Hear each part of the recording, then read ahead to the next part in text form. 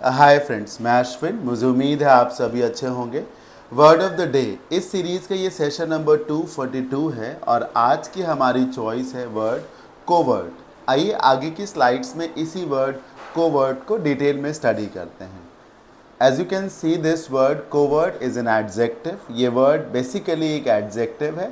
आप अगर इसमें एल वाई लगा दें तब ये वर्ड एक एडवर्ब हो जाएगा, यानी कि this word is used basically as an adjective, और अगर एल वाई लगा दें तो इट बिकम्स एन एडवर्ब। इसकी दो फॉर्म्स हैं।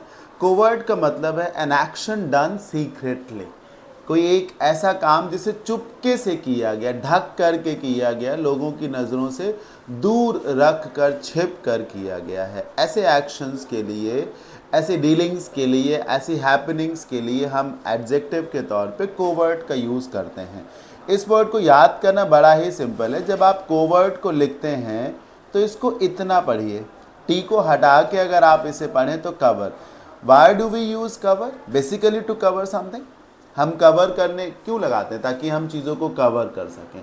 कवर करने का मतलब ही है ढकना। तो जब ढककर कोई काम किया जाएगा या ढककर कोई चीज़ रख दी जाएगी तो अपने आप वो लोगों की नज़रों से दूर हो जाएगी, या वो एक्शन लोगों की नज़र में नहीं आ पाएगा। तो कोई भी एक्शन अगर कोवर्ट नेचर में हो रहा है, या if a task is being performed covertly, तो उसे चुपके से किया जा रहा है, लोगों की नज़रों से दूर किया जा रहा है। मैं लगे हाथ एक बात और आपको बताता हूँ। कोवर्ट का अगर आप सी हटा दें तो ये बचेगा ओवर्ट। तो something that is not covert is overt.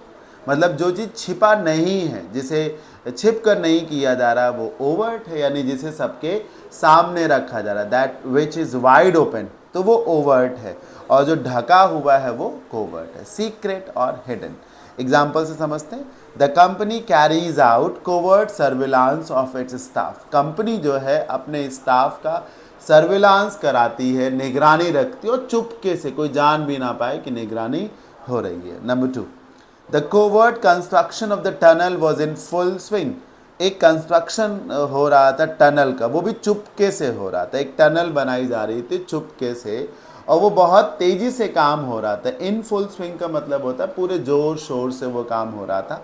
Until it was unveiled, जब तक उस पर पर्दाफाश नहीं हुआ। एक सुरंग बनाई जा रही थी चुपके से, बहुत तेज़ी से काम चल रहा था, फिर एक समय पर सबको सामने आ गया, उसका पर्दाफाश हो गया। Synonyms: secret, furtive, clandestine, surreptitious, closet, ढक करके। क्लोजेट बेसिकली आप अलमीरा को कह सकते हैं जिसमें ढक के रख दिया जाए चीज़ों को।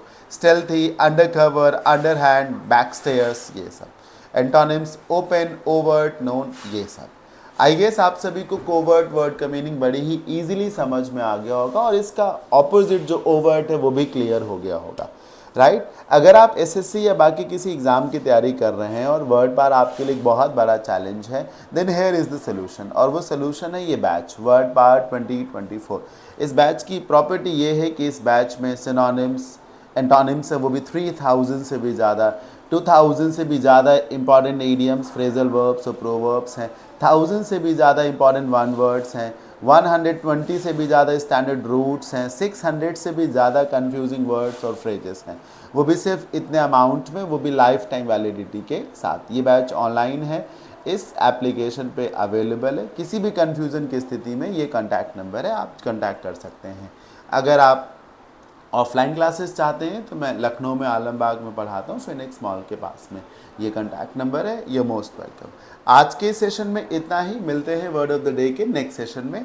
Till then keep learning. Bye bye, take care, thank you for watching.